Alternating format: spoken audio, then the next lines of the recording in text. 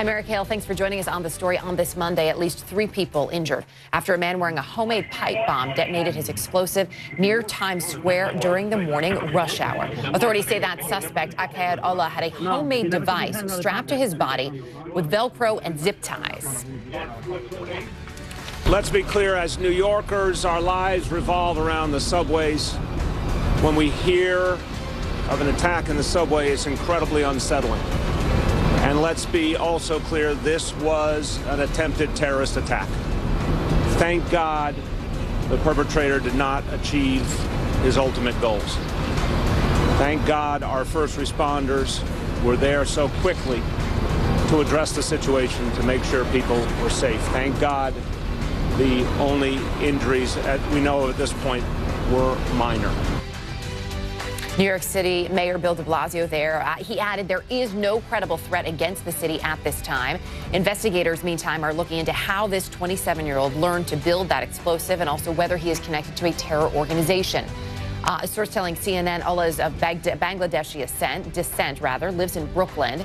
We are also learning the suspect told investigators recent Israeli actions in Gaza were the motive for his actions. In terms of the device, here's what we know. Authorities describing that vest as an improvised, low-tech explosive device, and they say they believe it may have detonated prematurely.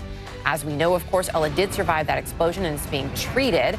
We're told he's being treated for lacerations and burns. Joining me now, CNN law enforcement analyst, retired FBI supervisory special agent James Galliano. So when we look at this, a couple of things that stand out. Number one, this was just coming into us in the last few minutes here, that a source telling CNN that the suspect says this was related to Israel and Gaza. Is that surprising at all to you? No, and that's absolutely the definition of terrorism, because you've got violence or intimidation which are used in furtherance of political, religious, social goals or aims. So that's not surprising at all. And actually Bangladesh, a country in South Asia which is nestled between India and Thailand, is becoming more and more of a, I don't want to say hotbed, but more and more of an area where terrorism is starting to grow roots. Why is that? Is it just easier to get in and out of? Or is there unrest there that's brewing all of this? It could be all of those things, and it could be a place where there might be less government oversight or scrutiny, or less law enforcement oversight and scrutiny. I think to the mayor's point, from that clip we just watched there, we're very, very lucky. You and I talk all the time about the old law enforcement adage,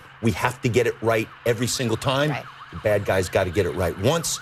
And there were 3 casualties, meaning folks who were wounded, but no fatalities. And just to put in perspective for people too, I mean, this was rush hour this morning, and this is, I mean, I have to say on a personal level, I stopped for a second because this is very close to the subway that I take every day, twice a day. Yeah. Because you take the shuttle from Grand Central to Times Square. There are so many different subway lines that connect there in this area where the hallway was, leading to a little bit more underneath Times Square.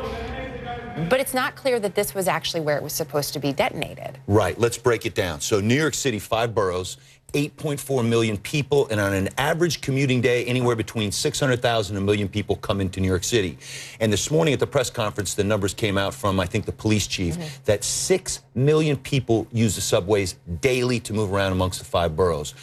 To your point, the spot that was selected indicate one thing to me, that he did not set it off where and when he wanted to. Now, we know he's 27 years old.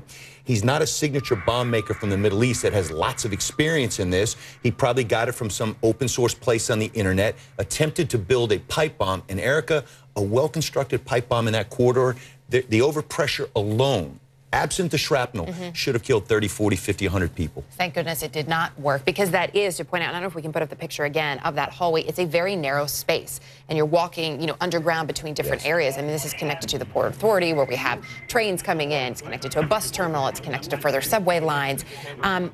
When you look at this, does it give you pause as to what people should be thinking about right now?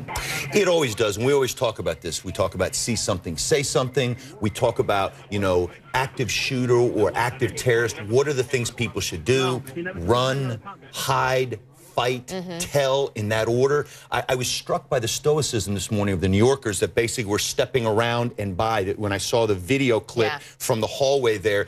But some of them did take cell phone video and then sent that to the police department, which is exactly what you're supposed to do in that instance. So important. Really quickly before I let you go, what's your gut tell you? Lone gut or connected to something larger? Or lone wolf, I'm sorry. Right now, everything we're being told is lone wolf. And remember, if he has allegiance to ISIS, was it directed? inspired or was he an aspirant?